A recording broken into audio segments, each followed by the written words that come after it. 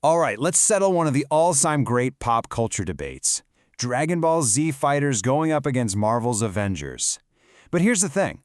This isn't just about who'd win in some big CGI slugfest. No, this is really an epic roast battle that gets to the heart of a huge clash in how these two universes think about power, strength, and what it even means to be a hero.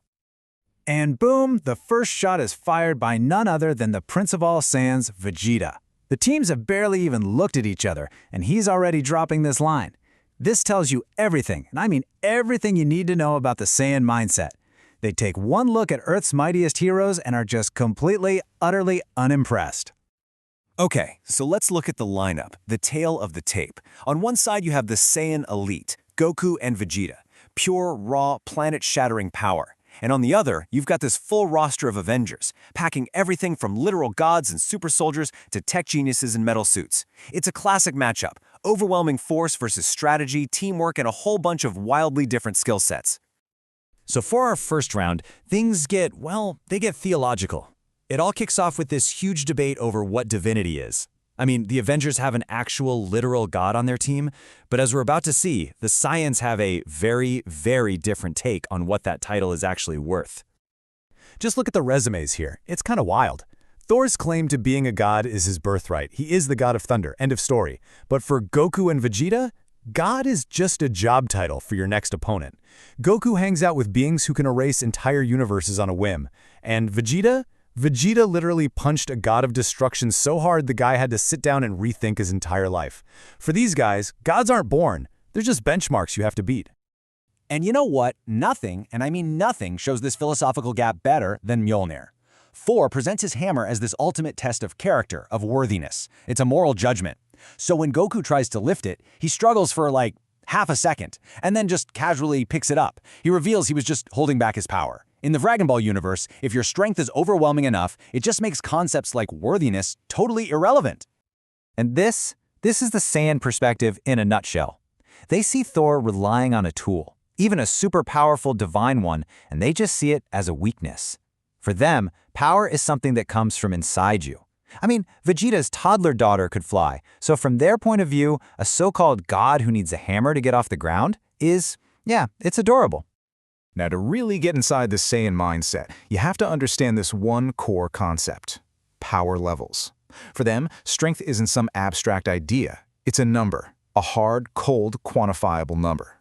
This isn't a game to them. It's the very foundation of their warrior culture. A power level is how they measure everything and everyone. It is the first and last thing they care about. And spoiler alert, when they look at the Avengers, the numbers are, let's just say, disappointingly low. And that brings us perfectly into round two, which goes even deeper. This is less about gods and more about a fundamental question. What's the real source of a hero's strength? Is it about ideals and courage, or is it just about having a bigger number?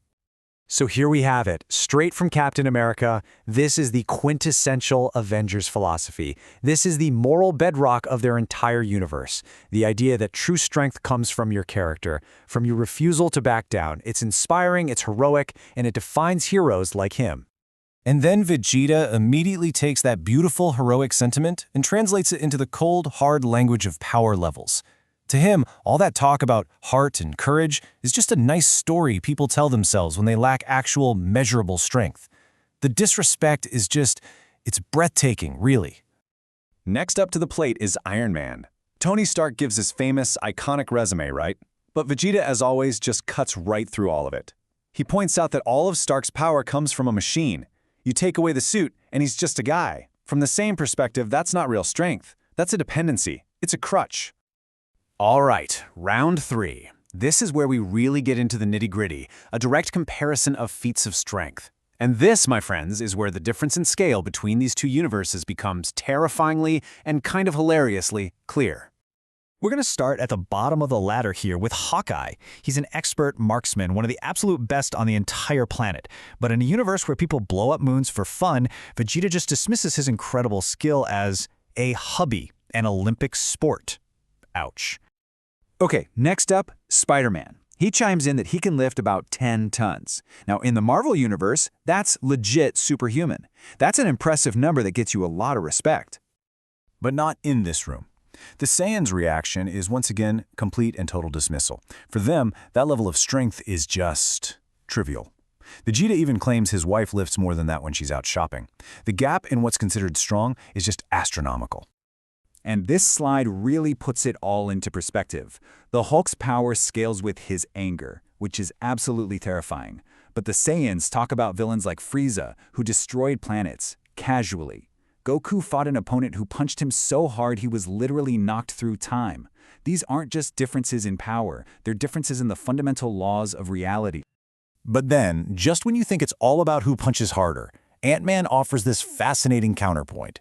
He brings up a different kind of power. Not overwhelming force, but a strategic, almost insidious kind of attack. The threat of shrinking down, getting inside someone's brain, and expanding, well, that's a type of power you can't measure with a scouter. And it's the first thing that really seems to make the Saiyans stop and think. And so, here we are, the final round. Just when the debate seems to be at a complete stalemate, a whole new player enters the field, and this one operates on a level of power that completely changes the game. Thanos arrives rocking the Infinity Gauntlet. He's not here to trade punches, he's wielding reality itself.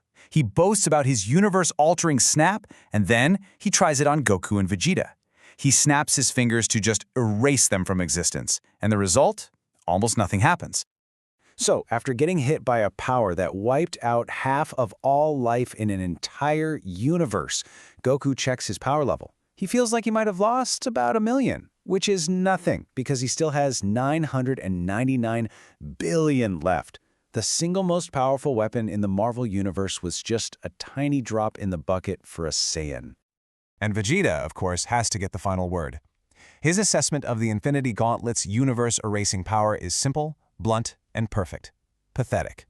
It's the ultimate expression of the Dragon Ball philosophy. If your raw power is high enough, it seems you can simply shrug off reality itself being rewritten. So this is the question it all leaves us with. After seeing these two completely different philosophies of power collide, what does it really mean?